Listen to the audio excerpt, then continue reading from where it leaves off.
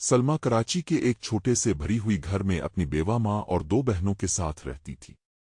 زندگی آسان نہیں تھی، گھر میں اکثر مالی تنگی رہتی اور محلے کی رشتہ دار خواتین کا وہی پرانا سوال ہر بار دہرا دیا جاتا، لڑکیوں کی شادی کب کرو گی؟ سلما تینوں بہنوں میں سب سے سنجیدہ اور سمجھدار تھی۔ وہ اپنی ماں کا ہاتھ بٹاتی ہر چھوٹا بڑا کام کرتی اور دل ہی دل میں ایک ایسے خواب کو زندہ رکھے ہوئے تھی جو اس کی حقیقت سے بالکل مختلف تھا۔ وہ چاہتی تھی کہ اس کی شادی ایک ایسے مرد سے ہو جو خوش شکل ہو، تعلیم یافتہ ہو، دولت مند ہو اور اسے اس عام سی زندگی سے نکال کر کسی خوبصورت دنیا میں لے جائے۔ دوسری طرف سہیل تھا جو اسی علاقے میں رہتا تھا مگر اس کا ماحول بالکل الگ تھا۔ اس کا گھر شور شرابے سے بھرا ہوا تھا، چھوٹے بہن بھائی کزنز اور روزانہ کی ہنگامہ خیزیاں۔ وہ ایک کمپیوٹر شاپ پر کام کرتا تھا اور جو کچھ کماتا تھا وہ گھر کے اخراجات میں لگ جاتا۔ اس کی ماں سخت مزاج تھی اور ہر بات پر رائے دینا ضروری سمجھتی تھی۔ سہیل دل کا صاف اور ہنس مکھ تھا مگر زندگی میں کچھ بڑا کرنے کی خواہش اس کے اندر بھی تھی۔ وہ بھی ایک خاص سی لڑکی کا خواب دیکھتا تھا جو خوبصورت ہو، باوقار ہو اور اسے عزت سے دیکھے۔ دونوں ہی ایک جیسے دباؤ میں تھے، معاشرے کی توقعات، رشتوں کی باتیں، کمزوریاں چھپانے کی کوششیں اور اندر ہی اندر خود کو ناکام محسوس کرنا۔ ایک دن ان تھک دنوں سے بیزار ہو کر سلما نے فیس بک پر ایک جعلی پروفائل بنائی۔ اس نے ایک ماڈل کی تصویر استعمال کی، اپنا نام ناتالیہ رکھا اور اپنے بارے میں ایک خوبصورت کہانی بنا دی۔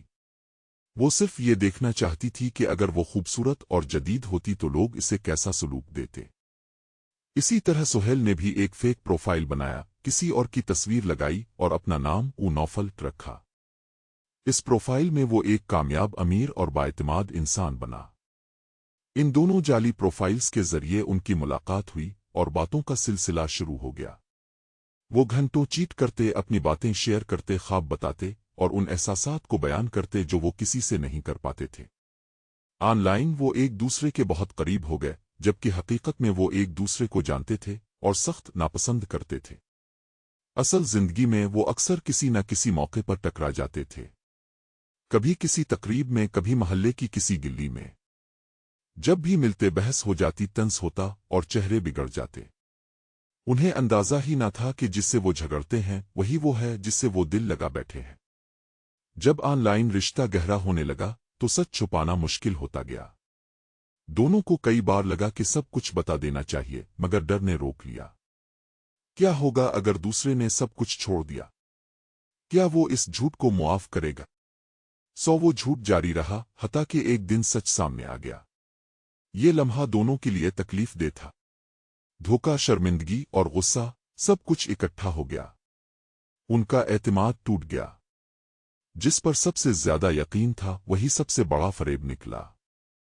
کچھ دن خاموشی رہی، کچھ دن ناراضی اور بہت ساری سوچ بچار۔ لیکن وقت کے ساتھ ساتھ کچھ بدلا۔ ان دونوں نے ایک دوسرے کی باتوں کو یاد کیا جن میں جھوٹ نہیں بلکہ سچے جذبات چھپے تھے۔ آہستہ آہستہ وہ سمجھنے لگے کہ انہوں نے صرف ایک دوسرے سے نہیں بلکہ خود سے بھی جھوٹ بولا تھا۔ انہوں نے دوسروں کو کم تر سمجھا، خود کو کم سمجھا اور ایک ایسی محبت کا خواب دیکھا جو حقیقت سے دور تھی۔ وقت کے ساتھ وہ دونوں ایک دوسرے کو نئے انداز سے دیکھنے لگے۔ وہ بحثیں جو کبھی نفرت لگتی تھیں اب سنجیدہ بات چیت بننے لگے۔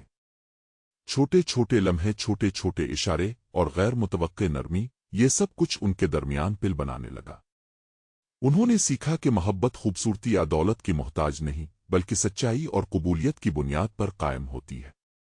یہ کہانی جو ایک جھوٹ سے شروع ہوئی تھی آہستہ آہستہ ایک سچی محبت میں بدل گئی، نہ مکمل، نہ شاندار، مگر اصلی، خالص اور دل سے جڑی ہوئی۔